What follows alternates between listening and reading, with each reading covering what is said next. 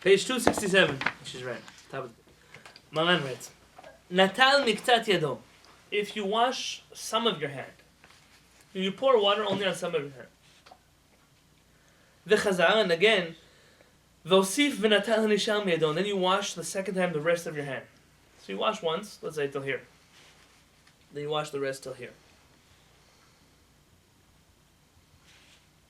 Hare yado tme'ah. His hand is impure, k'mo shayta, just like it was before you washed it.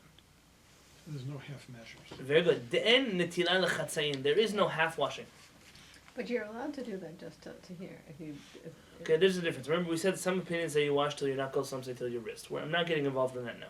Let's pretend. You want to say only till your knuckles? Let's say you wash until you're half your knuckles, and then you wash second time the rest of that. Okay. It doesn't work, because you can't wash half and then half. Okay. Remember how much we said before, if you wash your revit of water on your whole hand. We kept saying that over and over, because that's important. ואם עדיין יש על מקצת היד שנטל בתחילה טופח על מנת להטפיח, הרי זה טהורה. טופח על מנת להטפיח. I forgot how to pronounce this word. If the hands are still wet enough that they could make other things wet, then the hand is pure. What does that mean? It means if you don't dry your hands off afterwards so well. Is that what it means? Let's say you wash till here, and then you wash a second time. Oh, the second time thing. No. If the first time your fingers are still wet enough that were you to touch them with something, it would make that other thing wet. It would make it tummy, no? So that's right. You're right. But we're not talking about that. I mean, that's right. You can't touch where you washed with your not washed hand. But here we're talking about if you would. Let's forget that. That's pushing me. Let's say you took a tissue and you touched it over here. Would this tissue get wet? Your hands wet, yeah. Would get wet. How wet? What if you use more than Rabbi of water though on it? How wet? It would get wet. It just says wet. Depends how fast you do it. If it's right afterwards, it would get somewhat wet, like soaked. If you waited a second or you shook your hand around, it would get wet enough. Oh, we're doing a little home economics. Show and tell. Oh, demo. I wash like this. Okay. Yeah. Yeah? Yeah. You saw how much water I used, by the way? Yeah. Not a lot. A quarter cup. That could be almost a revit of water. Yeah. Yeah. That's a lot of water I just used. Right. Okay. Let's try it again. Oh. Because we should almost put that revit of water in the cup. If You know- if you used a tissue, it'd be different than using it. Watch. This hand, I didn't wash till the knuckles, right? So we're saying we wash a second time. Yeah. Up to the knuckle. Then it doesn't count because you can't wash half and half. Mhm. But if these fingers are wet enough that they can make something else wet, which they are, Yeah. which they are, Good. then that would count. So if I would now wash like this, so I didn't really rewash that part. That, let's look here. Yeah. So my fingers are dry. Let's pretend it's not a good hand washing, but this perhaps could be wet enough that it's still considered wet when I pour a second time. Maran is saying that might work. That might work. It might count as a hand washing. But if my fingers got, it doesn't have to be dry. It just has to be not wet enough to make something else wet. Then it wouldn't count as a hand washing because it did half and half. You know, it would be so much easier if it said you have to do this, and that's the only way you could wash your hands. Then you would get it right, and then we wouldn't have to worry about It would this. be easy for you because you have a sink in your house. What if you're living in the desert or you're traveling somewhere where there's no water or you're only carrying the water you're going to be using? It's not so easy for you. How often does that happen? Today, it might not happen to you, but for 2,000 years, I'm pretty sure that was a common occurrence. All People the water still- you use. You go hiking. You're going up on a trail in the mountains, and there's a tiny little stream there. That's right. Our Glitz girls in the summer, they hike with, let's say, 2 liters of water. Or you just, if it's a stream, you just put your hands in the hole. Well, there's no stream. They go somewhere. They have to plan out how much water they have to drink, how much water they have to wash their hands with, how much water they have to wash the stuff they eat with. We're not throwing paper plates in the middle of the forest, so they have to ration out their water. That's a 5-hour hike. What about people who are doing a 5-day trip? Well, I can imagine. Yeah, that'll limit their water use. I mean, it's easy for us because we live in a place where water is not. You just pay a little more. You can have as much water as you want. Yeah. Other people, that's not. Even if it was having to go get water from the well and bring it to your house, so you have a little place where you keep water. Now it's the middle of the night. You ran out of water. You're gonna go back to the well and get water. Don't wait till the morning. So you have to plan the water that you have. Yeah. We live in a whole different reality when it comes to water use. Right. Yeah, the That's Jews why in- our Chachamim are giving us the least amount possible, the most possible, because these are things that are relevant. You're right. For us today, it's not such a big deal. You're right. There are Jews in Venezuela that don't have running water. Get it out of plastic buckets and ration it for every single use. Baruch is going to block the It's camera. such a by rich the- country. That's why. It could be. It was the wealthiest country in Latin America. Right, yeah. No country has fallen since World War II as far as that is. All right. My So wife grew up there. Mohan says, "B'mei dvarim amorim." What am I talking about? B'mayim rishonim, the first hand washing. Aval b'shneim, but the second time you wash your hands, noten miktzat yadav v'chozer mosiv miktzatan. You're able to wash your hand in parts. Is there a halakha reference? Let's look at the notes on the bottom, page 267. Yud Aleph. You see in the middle of the page? There's a bold line. Very good. Washing your hands in halves. In half measures. That's good words there. If you pour water on some of the place which requires washing. And afterwards, you poured water al Shaar hamakom on the rest of the place which is obligated in washing. Let's keep in the brackets. This hand washing does not work. It doesn't count. Because we don't do half hand washings. It's as if he didn't wash his hands at all. You must go back and wash, then pour the water in one pouring. On the whole place which is obligated in washing. What does it mean the whole place obligated in washing? Either till your knuckles or till your wrist. Including the place, even the place that you washed half already before. You washed until here, now you're going to wash it properly, you have to redo the whole part of your hands. Not just the part that isn't wet. So, but didn't you say before that if you did that and your hand was still wet the first part, that it would be okay? Yeah, so we're going to see that.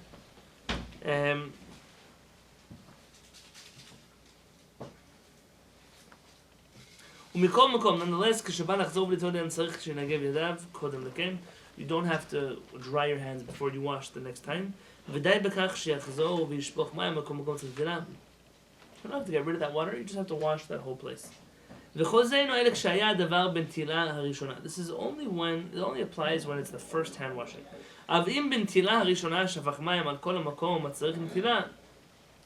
If on the whole, the first time you washed, in the first pouring, you poured all, you did it right, you covered the whole part of your hand that needs to be washed. The second hand washing,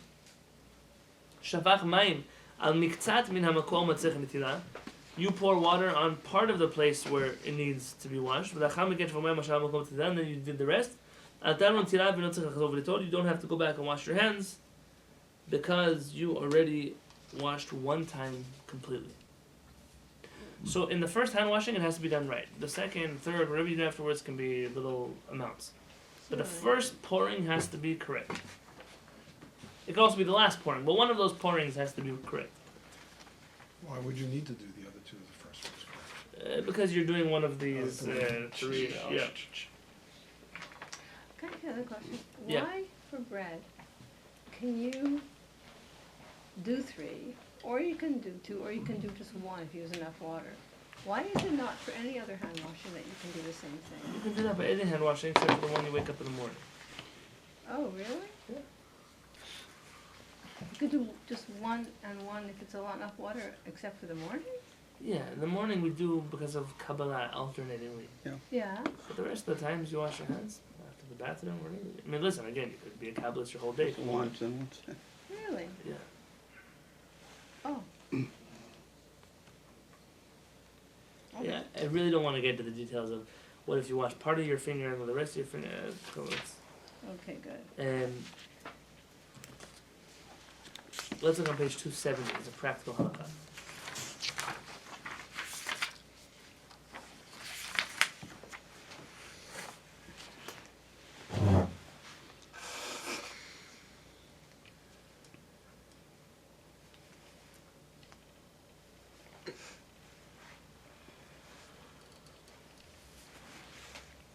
With a bottle?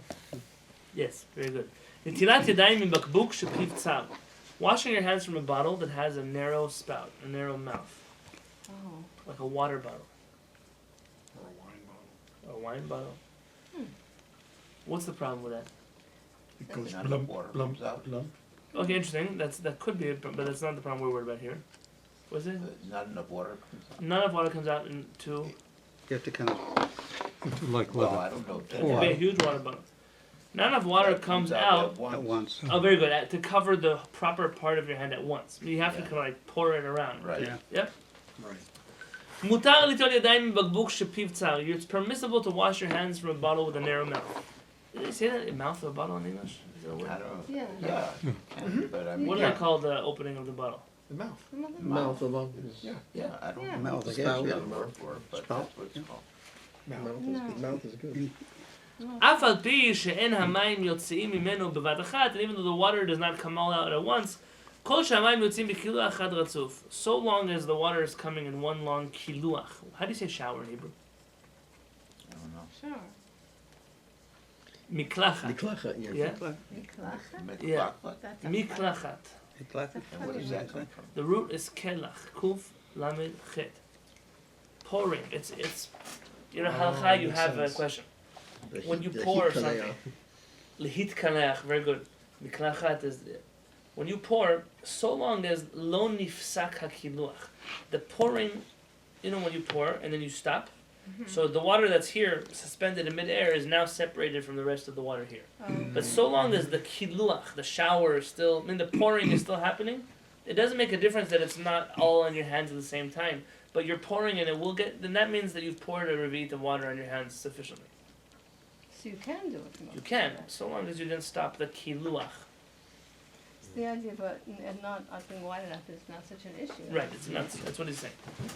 ואם לא היו המים יוצאים מן הבקבוק בקילוח אחד רצוף, and if the water did not come out at once in one kiluach, and it could be that Zev's example is the best one, maybe it bubbles, so it keeps like stopping. Could be. ורק היו המים היוצאים מן הבקבוק על היד נוגעים במים שיצאו קודם לכן, and therefore the water that's coming out now is just touching the water that came out before, but it's not connected to it. וגם יש במים שיצאו קודם לכן כשיעור תופח על מנת להטפיח, and the water, your hands are wet enough that the water that's on your hand is enough to make something else wet. The minhag הספרדים, according to ספרדים, עלתה לו נטילה. Maran says it's not, it's okay. ולמנהג האשכנזים, but according to the אחרונים that are Ashkenazim, לכתחילה טוב להחמיר שיחזור וישפוך מים היוצאים מכל אחד על כל המקום מצריך נטילה. According to Ashkenazim, one should be strict and pour from the water bottle in such a way that the water is all coming out at once. You shouldn't have a stop between the pouring. Because Maran, remember, he said a few halachot ago, that if you pour once and twice and three times, it's okay, it all adds up. But Ramah didn't like that. Or maybe not Ramah, the Acharonim didn't like it. So he's saying Ashkenazim should be careful when they pour with the water bottle not to stop the flow. So Sfardim is okay because. Because Maran allowed such a situation. Tomorrow we're going to do Halakha down at 272. What if you pour water on one hand and then you run out, so you rub your wet hand on the other hand or things like that? Does that count as washing your hands? Did you just mess up your right hand? And what happens then? And we're going to deal with the details of what happens when a hand that has not been washed touches a hand that has been washed. Yeah. It's less, you could be careful to make sure your hand that wasn't washed didn't touch your wet hand. But it gets complicated. Let's say here in the Beit Knesset, I see this happen all the time. People wash their hands, they're way back to the rooms. Oh, they're on their way out. Shabbat Shalom. They put out their hand that has not been washed to shake your hands that have been washed. So it makes it impure. So that now means we have now to do it you're in again? a problem. So we're going to learn the details of those halachot about what happens with Right, touching yeah, other that's people's hands once you have already washed your hands. Could you go back and wash it again? Oh, we're going to talk about it tomorrow. So, You can't do Arlene, it try to with sleep tonight. You can't do it with bracha though, because you already said the bracha. Right. So I'm not giving you the halakha. Tomorrow we're going to study the halakha. Okay. so the word for shower in Hebrew, does it apply also like to like a waterfall or a shower of Yeah, rain? yeah. Because of the Yeah. nature of the way the water I falls. mean, yeah, it's the falling of the water.